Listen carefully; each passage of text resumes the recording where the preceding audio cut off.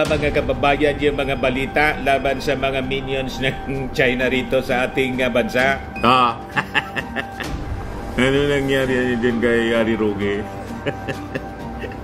Pangalan ni Harry Roque nabanggit sa natuklasang liham sa Porac Pogo Hub. Rimati na niya, Mr. Maravillas, parang namumuro na ngayon si Harry Roque. Wala kasing tigil sa propaganda po. Ayan tuloy po. Kung ano-ano ang naglalabasa na sumasabit yung kanyang pangalan po. Pero ano, Mr. Nagbabagang mga balita at pagtalakay sa mga isyu na lipunan. Pulsa, opinyon, para at paglalantad sa katotohanan. Pulsa, what you see is what you get. Unisan. Maravillas, di ba naghugas kamay siya, no? Pilato agad siya, mga kababayan. Wala niya akong kinalaman dyan. Ito yung naging resulta, mga kababayan, sa latest na ginawang raid ng ating PAOK. Sabi dyan, no? Documents signed by Harry Roque discovered in Porac Pogo Compound. Former presidential spokesperson Harry Roque's signature was found in a document bearing the letterhead of the Office of the President, dated October 2021, inside the Pogo compound of Lucky South 99 or 99 in Porac, Pampanga. Para niya, Mr. Maravillas, talagang malalim. Iniimbestigahan pa po kung gaano kalalim ang involvement dito. Bakit may nakitang mga sulat, documents, may pirma ni Attorney Harry Roque? Ano ba ang kinalaman niya dito sa illegal operations ng mga Pogo?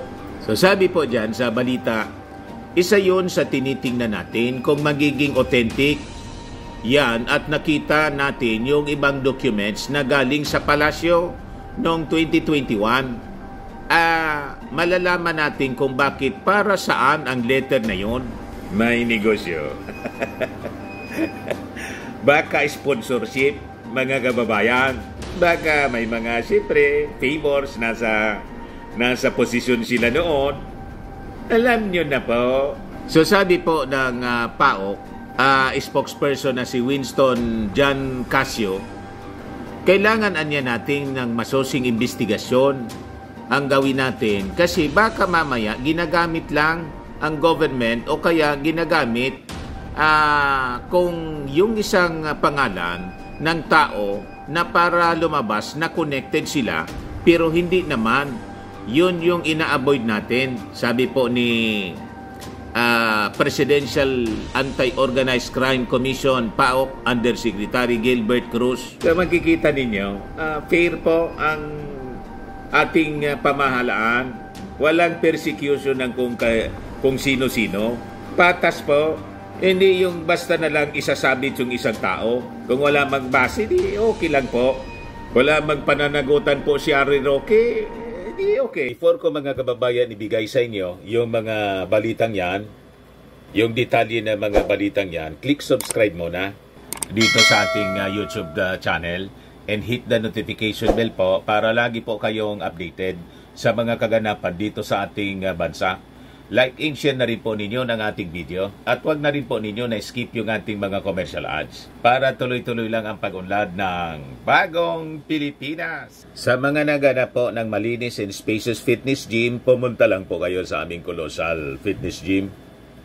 We also offer Grab car rental with our brand new 2023 model ng Toyota Innova.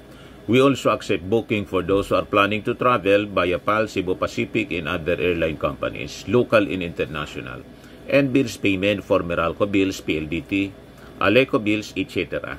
Ang Colossal Fitness Gym is located at 3rd floor Security Bank Building, Landco Business Park, Legazpi City, Albay. For inquiries, look for Chilon Maravillas, contact number 0966-802-0949. Yan po yung aming Innova. Lagi na pong matao sa amin. Yan yung bago naming mga clients.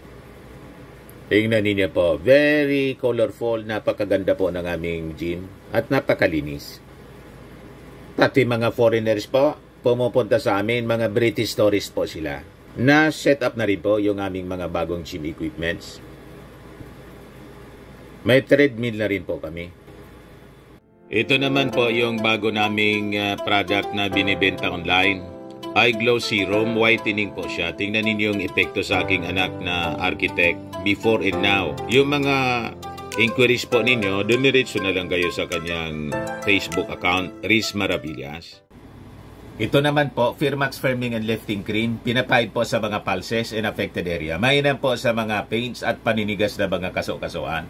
Ito naman po, Automax sa Radiant Serum. Sa mukha naman yung application. Anti-aging po siya. You will look 10 years younger than your age. Sa mga cancer patients naman po, baka lang gusto ninyo itong itry. Ning siya red mixed fruit drink. Hindi man po siya gamot, food supplement siya. Kaya lang, gawa siya sa goji berry. Yung goji berry may anti-cancer properties. O ngayon, yung mga inquiries ninyo, dumiretso na lang kayo sa aming messages sa Facebook para masagot namin agad. Ayos po? Ayos na Mr. Maravillas. Kaya nagiging maingat po yung ating mga authorities. Tiroan niya Mr. Maravillas, baka mga pahiwatig po ito, mga kababayan. So sabi dito sa balita, Roque, who is the lawyer for the real estate business, Whirlwind Corporation, which leases Lucky South 99, said that the document niya had nothing to do with the Pogo Hub. I take care niya of my reputation. That affidavit of support, walang kinalaman. We represent Whirlwind in an ejectment case in the Court of Appeal, sabi ni Roque. No problem. You can say what you want to say. Pero may vetting, di ba? Kaya natin na gawin ng ating mga members ng PAOK yung kanilang evaluation ng mga documents. Kung wala ka man talagang kinalaman, di wow. Di ba? Pero kailangan tingnan mabuti.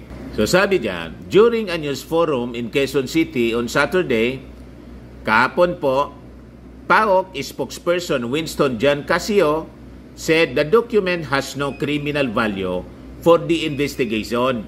Wala man pala niya Mr. Maravillas na criminal value. Anong problema mo? Wala man akong problema. Kung walang criminal value, di okay. At least for now. Ngayon, kasi wala pa mang masyadong evaluation na ginagawa. Mga initial pa man lang na pag-aaral. Nang makita, may pirma niya ito ni Harry Roque. Ayun. Yun lang muna ang pinalabas. Tingnan natin sa mga susunod na araw kung talagang walang criminal value. Para niya Mr. Maravillas, nafe-feel na ni Harry Roque ang kanyang future. Baga niya makorner bigla sa mga susunod na madidiscovering dokumento. Yes, sabi na nag-react po si Chris Wanje, kabahan ka na Roque. Kabahan na kayo. Pero si Roque po, hindi man po affected. Nagsasayaw-sayaw pa. Pati yung kanyang patron na si Mao Dix, bodots. Sabi po ni Nilo Fernandez, defensive agad. Wait for the result of the investigation, Roque. Sabi ni Allen Christopher Jacobe, kahit anong talino't husay talaga ng ibang tao, handang baliwalain ang prinsipyo at dangal pag nagpasilaw na sa pera. Napagdudahan ng mga kababayan tuloy. Sabi ni Aljon Lights, magtago ka na din. Sabi ni Romel Catalan, ibang klase din itong undersecretary na ito. Ina-avoid ang dinaldal mo sa yung ina. Avoid implied na yun na nga. Di kasi sinabi mo na lang na may dokumento sa loob ng Pogo at ginagawa niyo panang masosing pag-aaral. Ano itong dokumento na to? Parehas lang kayo ng kalaban niyo, madrama. Hindi pa nga po kasi na i-evaluate ng mabuti. Yung media po makukulit, dol-dol agad ng microphone sa mga authorities natin. So nagiging maingat sila. Hindi nila sinasabing Yun na talaga. Basta't nakita lang yung pirma. May pirma niya rito. Mga documents. May pirma ni Roque. Sabi ng isa pa rito, si Hector Malimbag, kaya siguro protektado si Alice ko siguro to, kung magkomento, yun pala masasangkot ang mga tauhan ng Malacanang in time of digong. Connecting the dots po, mga kababayan. Hindi kayo nakakalata na pag-issue po sa Pogo, masyadong agresibo po, galit na galit sa ginagawang operations, pati sa investigasyon kay Alice Go. Yung mga minions ni Maudigs. Pagkatapos ngayon, yung propaganda nila, o di ba niya yung China na mismo, yung nagsabi na ibawal na niya yung Pogo.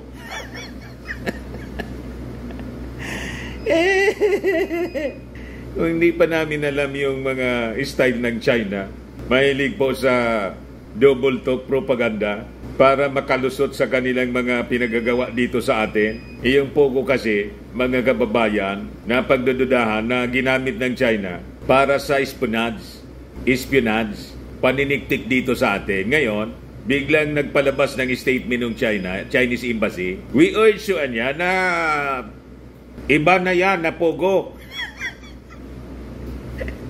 Para ma-confuse po yung mga Pilipino. Sabihin sila, kontra rin sa Pogo rito. Kontra kayo sa Pogo dyan sa inyo. Illegal sa inyo dyan sa China.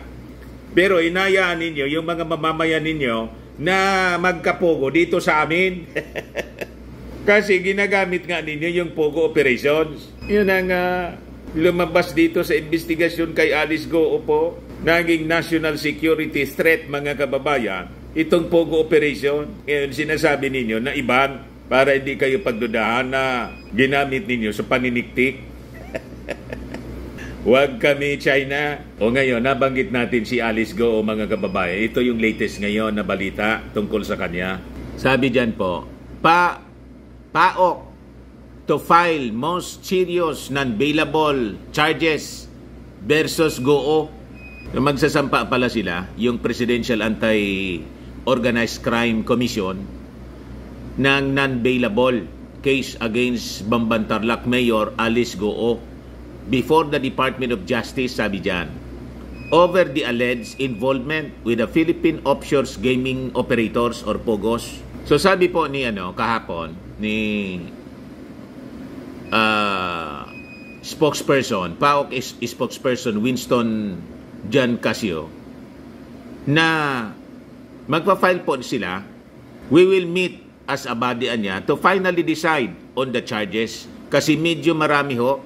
So ang usapan namin was we will focus on the most serious and non-bailable charges first, then we will follow through with the other charges later on. Madaling sabi, patong-patong pong kaso ang isasampa ng PAOK laban dito kay Bamban Mayor Alice Go. Bilisan po ninyo kasi baka biglang na-file yung kaso, hindi na ninyo malocate, nagtago na rin tulad ni Pacquiao. Di ba? Ayan man lang po yung short video natin. Ako po si Dante Maravillas. Bye-bye. God bless.